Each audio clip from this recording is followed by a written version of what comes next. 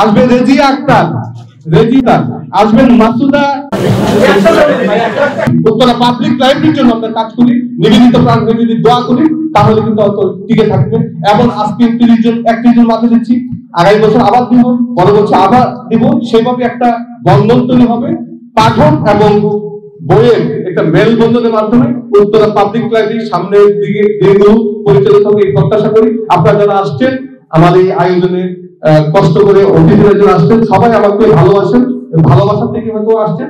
যারা সামনে মঞ্চে বসে আছেন আমাদের আলোকিত মানুষরা, আমাদের মারা, এই মার সাথে যারা পরিবারের সদস্যরা আসছেন সবার প্রতি কৃতজ্ঞতা প্রকাশ করছি।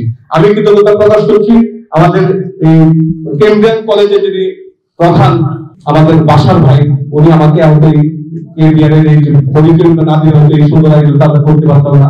আমি ওনাদের কৃতজ্ঞতা প্রকাশ করছি। আমরা কৃতজ্ঞতা প্রকাশ করছি আমাদের এই সাময়িকে যারা বৃত্তবন্ধী আমাদেরকে সহযোগিতা করছে তাদের প্রতি কৃতজ্ঞতা প্রকাশ করছি। আমাদের এই আয়োজনে আমাদের যে অতিথিরা আছেন আমাকে হয়তো বিভিন্ন ভাবে আমাকে সহযোগিতা করেছেন বিদায় আমরা এই অনুষ্ঠানটা করতে পারছি। আমি নাম না বলে সবার কাছে কৃতজ্ঞতা প্রকাশ করছি।